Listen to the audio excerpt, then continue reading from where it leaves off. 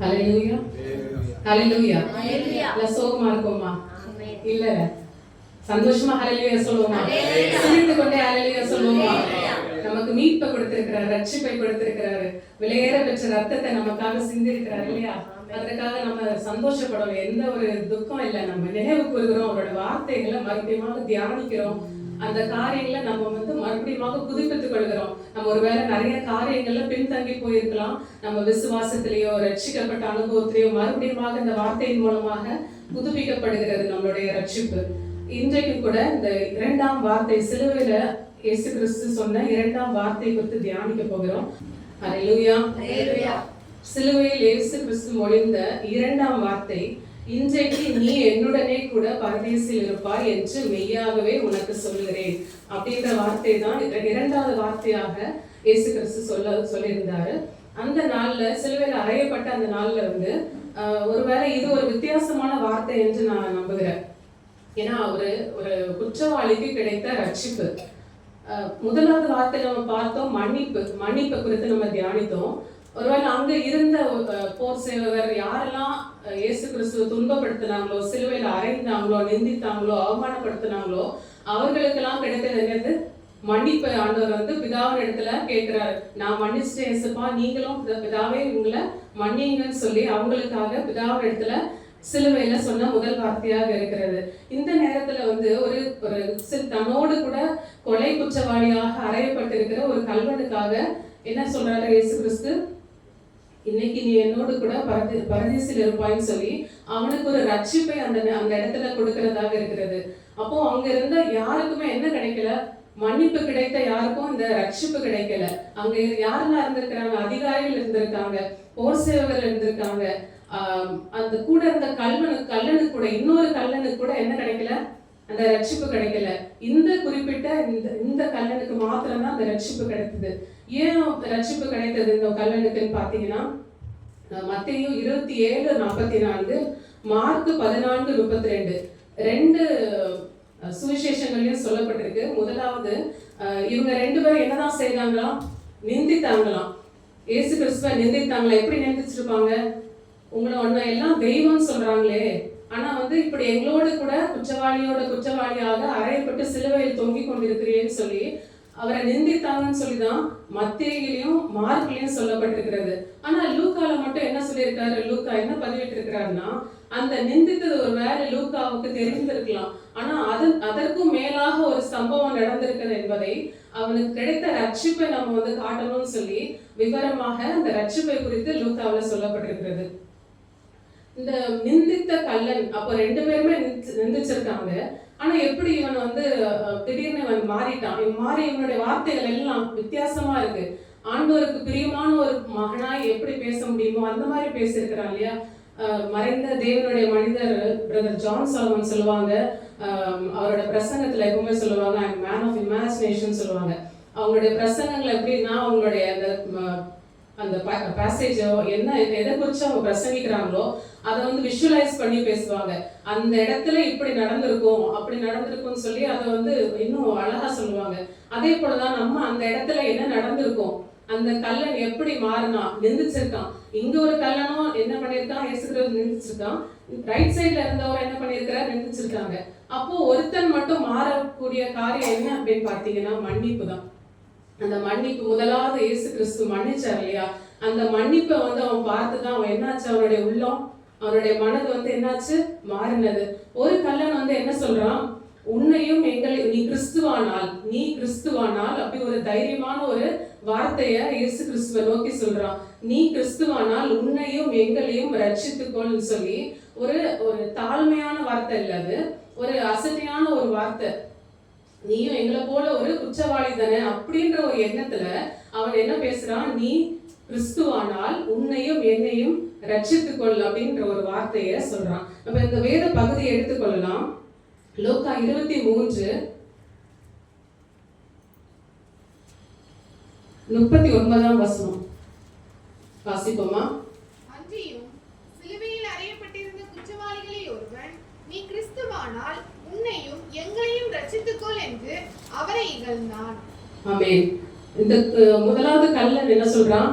நீ கிறிஸ்துவானால் உன்னையும் எங்களையும் ரட்சித்துக் கொள் அப்படின்னு சொல்லி. அப்போ அதுக்கு இன்னொரு கல்லன் என்னன்னா, அவரை நிந்தித்த கல்லன் என்னன்னா, திடீர்னு அடுத்த வசனம் வாசிப்போமா? மற்றவன் அவனை நோக்கி, நீ இந்த ஆக்கினைக்குட்பட்டவனாய் இருந்தும் தேவனுக்கு பயப்படுகிறது இல்லையா? ஆமென். அப்போ அடுத்த கல்லன் என்ன சொல்றான்? அப்படியே அவனுக்கு ஆப்போசிட்டா பேசுறான். என்ன சொல்றான்? நீ தண்டனைக்குரியவனா இருக்கிற, நீ அவனை மாத்திரம் இல்ல தன்னையும் சொல்றான்.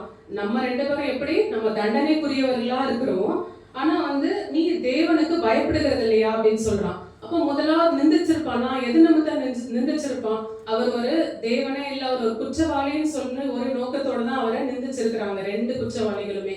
அப்ப இப்போ அது எப்படியாக மாறினது? அந்த மன்னிப்பை பார்த்து, அவருடைய மன்னிக்கும் இருதயத்தை பார்த்து அந்த கல்லன் எப்படி மாறிட்டான்? அவர் தேவன் முதலாவது சொல்றான், தேவனுக்கு பயப்படுகிறது இல்லையா? அப்போ தேவன்னா என்னன்னு அவன் விசுவாசித்தான், அவர் தான் கடவுள் அப்படின்னு சொல்லி அந்த இடத்துல அவன் அந்த ஃபியூ செகண்ட்ஸ்ல அந்த மன்னிப்பை பார்த்து என்ன இருக்கு, அவனுடைய மனம் புதிதா மாறி இருக்கு. பெரிய ஒரு குற்றவாளியா இருந்தவன் ஆண்டவரோட பிள்ளையா அந்த குருசுல அந்த சிலுவையில தொங்குன அந்த தருணத்துலதான் என்ன இருக்கிறான், மனம் மாறி இருக்கான். அதை யார் பார்த்துட்டு இருக்கா? ஜீசஸும் பார்த்துட்டு தான் இருக்காங்க. அவனுடைய மனம் மாறி அவனோட வார்த்தை எப்படியா இருக்கு, நீ தேவனுக்கு பயப்படுகிறது இல்லையா அப்படின்னு சொல்லி ஒரு வார்த்தையை சொல்றான். அப்போ இந்த வார்த்தையில என்ன இருக்கு? அவர் தேவன், அவர் கர்த்தர், அவர் தெய்வம் என்பதை என்ன பண்ணா அந்த கல்லன் அறிந்து கொண்டான் முதலாவது. அடுத்ததாக அவருக்கு பயப்படணும் என்கிற ஒரு எண்ணம் எப்படி வந்துச்சு அவனுக்கு? அடுத்ததாக பாருங்க, தேவனுக்கு பயப்படுகிறது இல்லையா?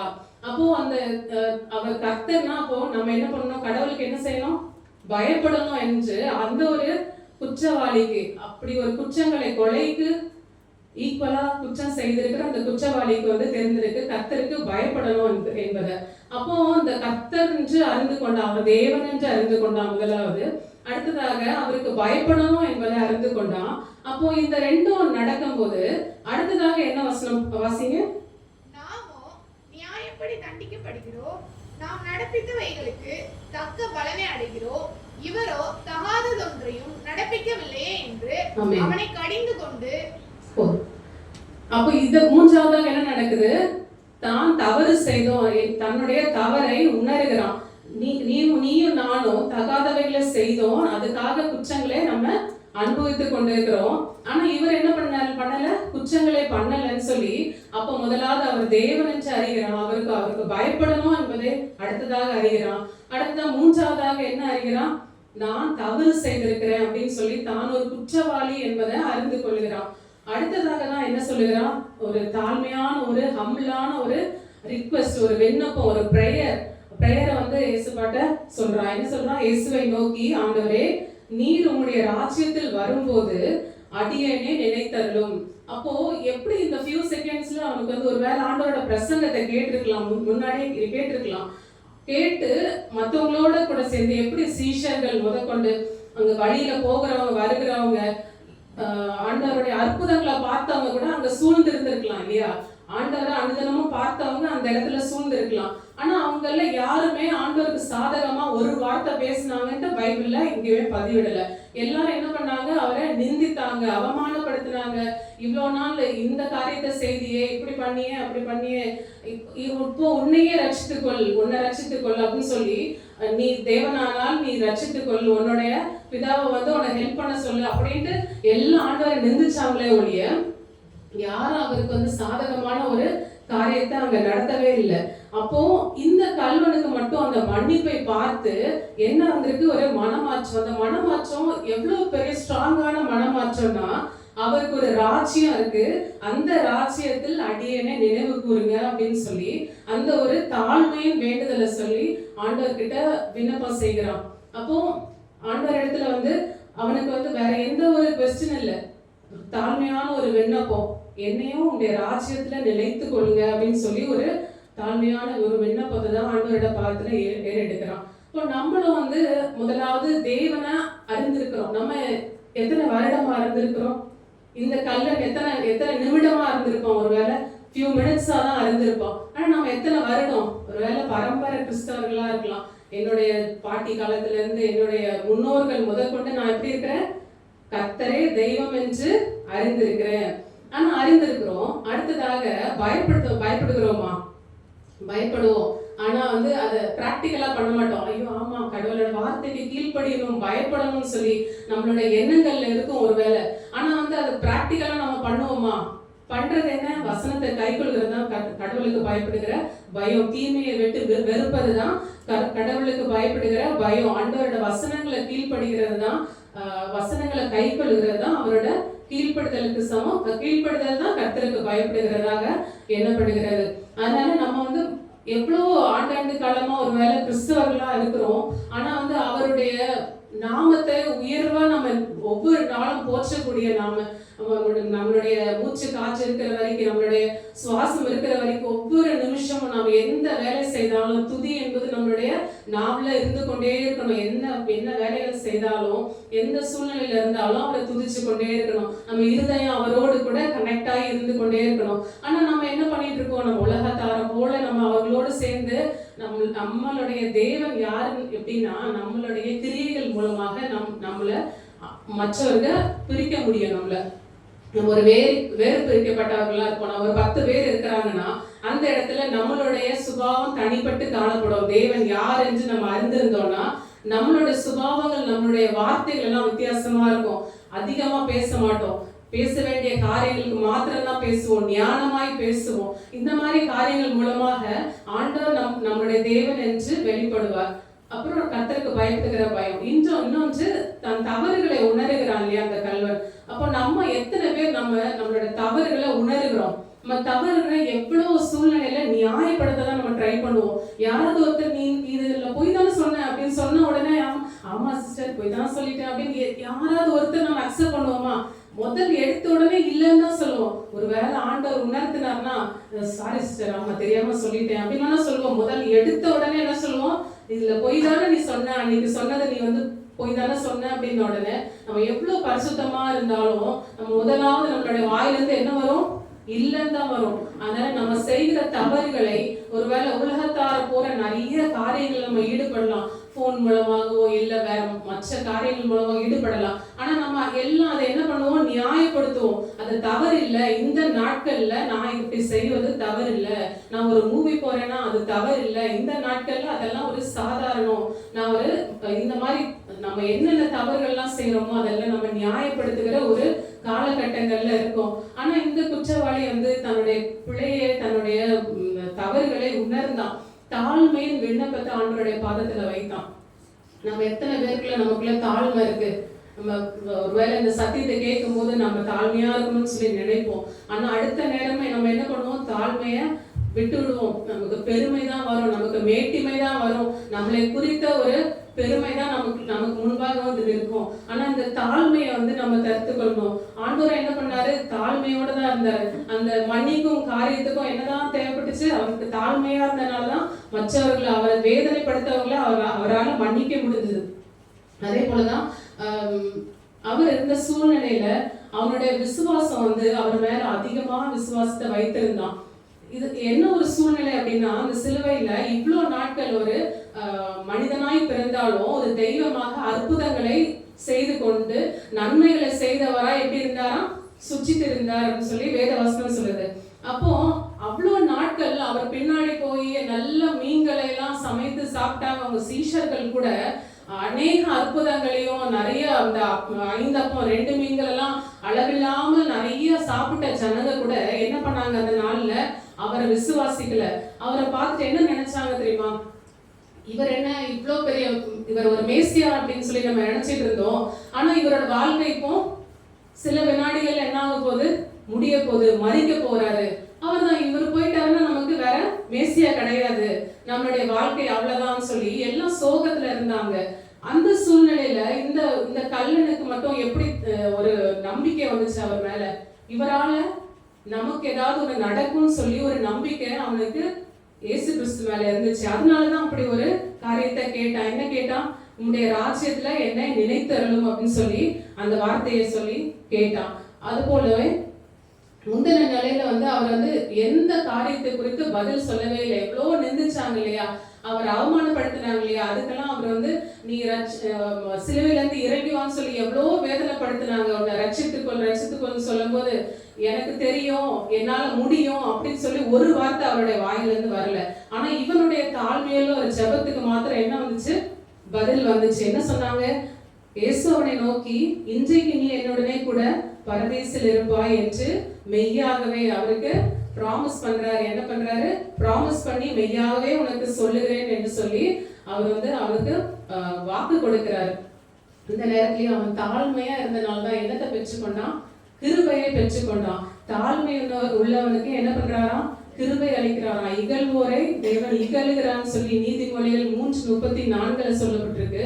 தாழ்மை உள்ளவருக்கும் கிருபை அளிக்கிறார், பெருமையுள்ளவனுக்கு எதிர்த்து நிற்கிறான்னு சொல்லி வேதத்துல இப்ப யாக்கோபு 4:6 ஒரு சேர்த்து வாசிப்போம். யாக்கோபு 4:6 அவர் அதிகமான கிருபையை அளிக்கிறாரே, ஆதலால் தேவன் பெருமையுள்ளவர்களுக்கு எதிர்த்து நிற்கிறார், தாழ்மை உள்ளவர்களுக்கோ கிருபை அளிக்கிறார் என்று சொல்லி இருக்கிறது. ஆமென். அதிகமான கிருபை யார் பெற்றுக்கொண்டா, அந்த கல்வன் பெற்றுக்கொண்டான். அந்த கல்லன் பெற்றுக்கொண்டான் இல்லையா, அவர்கிட்ட தாழ்மையுள்ள ஒரு ஜபத்தின் மூலமாக என்ன கேட்டான், அந்த கிருபையை பெற்றுக்கொண்டான். அந்த ஆண்டவரோட அந்த பரதேசில இருப்பாய், அந்த நித்திய ஒரு சந்தோஷத்தை, நித்திய ஒரு வாழ்க்கைய, அந்த பரலோக வாழ்க்கையை வந்து அவன் பெற்றுக்கொண்டான். வேதத்துல கூட ஒரு ஊமையை நம்ம பார்க்கலாம். மத்திய 20ஆம் அதிகாரத்துல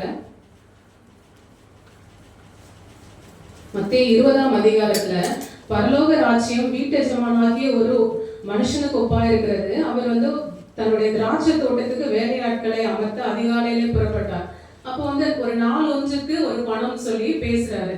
அப்போ ஒரு நேரத்துல வேலையாட்களை வந்து சேர்த்து கொண்டே இருந்தாரு. கடைசி கொஞ்ச நேரத்துக்கு முன்னாடி வரைக்கும் கூட, அந்த நாள் முடிகிற நேரம் வரைக்கும் கூட என்ன பண்ணிட்டு இருந்தாரு, ஆட்களை சேர்த்து கொண்டு இருந்தாரு. அப்போ வேலையெல்லாம் முடிஞ்சிச்சு. இந்த அவங்களுக்கு ஏற்ற கூலியை வந்து வாங்குவதற்காக எல்லாம் வந்து வாங்கிட்டு இருக்காங்க. அப்போ அந்த கடைசியில வந்தா இல்லையா, காலையில இருந்து வேலை பார்த்தவங்களுக்கும் ஒரே கூலி தான். அந்த கடைசியில வந்தா இல்லையா, அவனுக்கும் ஒரே பணம் தான். அப்போ வந்து மத்தவங்க கேக்குறாங்க, எப்படி நீங்க எல்லாருக்கும் ஒரே பணத்தை நீங்க கொடுக்க முடியும்னு சொன்னப்போ, நீ எதுக்கு வந்த, இந்த ஒரு பணத்துக்கு ப்ராமிஸ் பண்ணிட்டு தான் வந்த, அதனால இந்த ஒரு உன்னுடைய இதை வாங்கி கொண்டு போன்னு சொல்லி அந்த அனுப்பி விட்டாங்க. இதுல நம்ம என்ன கற்றுக்கொள்கிறோம்னா, பிந்தினோர் முந்தினோராயும், இந்த 16ஆம் வசனத்தை பாருங்க, இவ்விதமாக பிந்தினோர் முந்தினோராயும் முந்தினோர் பிந்தினோராயும் இருப்பார்கள். அப்போ இதுல இருந்து என்ன தெரியுது நமக்கு, நம்ம எவ்வளோ நம்ம மீட்டிங்க்கு போறோம், டிவியில மெசேஜ் கேட்கிறோம், எவ்வளோ காரியங்களை வார்த்தைகளை கேட்கிறோம். ஆனா வந்து நம்ம உலக போராட்டங்கள் நிமித்தமாக என்ன ஆயிடுறோம், சோர்ந்து போயிடுறோம்.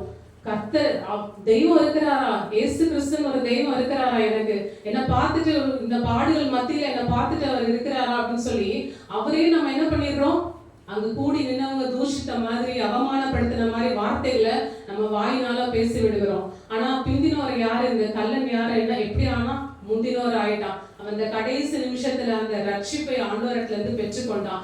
தாழ்மையுள்ள ஒரு மனிதனாய் மாறினான். அந்த மன்னிப்பை பார்த்து ஒரு தாழ்மையுள்ளவனாய் மாறினான், கிருபையை பெற்றுக்கொண்டான். கடைசியில ஒரு நித்திய சந்தோஷத்துக்குள்ளாக பிரவேசித்தான். அவன் அந்த உலகத்துல கண்ணை மூடினா ஒரு சில வினாடிகள்ல அந்த பரலோக ராஜ்யத்துல போய் கண்களை திறந்து சந்தோஷமாய் அவன் இருக்கிறான். அதே போலதான் நம்ம இந்த காரியத்துல இருந்து, இந்த வார்த்தையில இருந்து கற்றுக்கொள்ள வேண்டியது என்னன்னா, எவ்வளோ பாடுகள் வரும், நிந்தைகள் வரும், அவமானங்கள் வரும் இந்த உலகத்துல.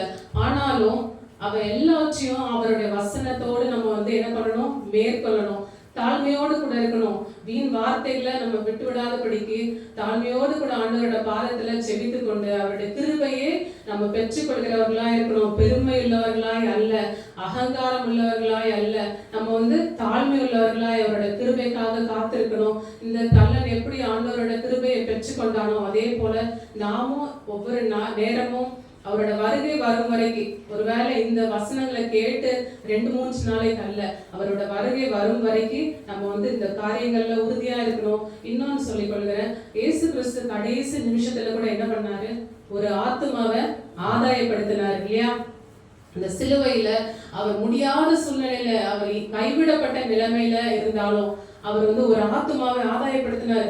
அந்த கல்லன் ஒருவேளை ஒரு சந்தோஷத்தோடு பார்த்திருப்பார். அவர் பரவாயில்லையே, இந்த கல்லன் கூட என்னை புரிந்து வைத்திருக்கிறானே, இந்த மக்களை விட இந்த கல்லன் இந்த குற்றவாளி என்னை புரிந்து வைத்திருக்கிறான்னு ஒருவேளை பெரிய சந்தோஷப்பட்டிருக்கலாம் அவரோட ஆத்துமாவில. அதனால கடைசி நிமிஷத்துல கூட என்ன பண்ணாரு, அந்த பாடுகள் மத்தியில கூட ஒரு ஆத்துமாவை ஆதாயப்படுத்தினாரு. நாமும் கண்டிப்பா நம்மளோட சுற்றி இருக்கிறவர்களுடைய ஆத்மாவுக்கு நம்ம ஒரு உத்தரவாதங்களா இருப்போம், நம்ம உத்தரவாதிகளா இருப்போம். ஆண்டவர் நம்மகிட்ட கேட்பாரு, இவ்வளவு ஆத்மாக்களை கொடுத்தனே, உன்னோட வீட்டுக்குள்ள இத்தனை ஆத்மாக்களை கொடுத்தனே, உன்னை சுற்றிலும் இத்தனை ஆத்மாக்களை கொடுத்தனே, நீ வேலை பார்க்குற இடங்கள்ல இத்தனை ஆத்மாக்களை கொடுத்தனே, எத்தனை பேர் எனக்காக ஆதாயப்படுத்தினேன்னு சொல்லி கேட்பாரு. அதனால இந்த நேரத்துல நம்ம இவைகளை சிந்தித்து கொண்டு ஆண்டவரோட பாதத்துல அமர்ந்திருப்போம்.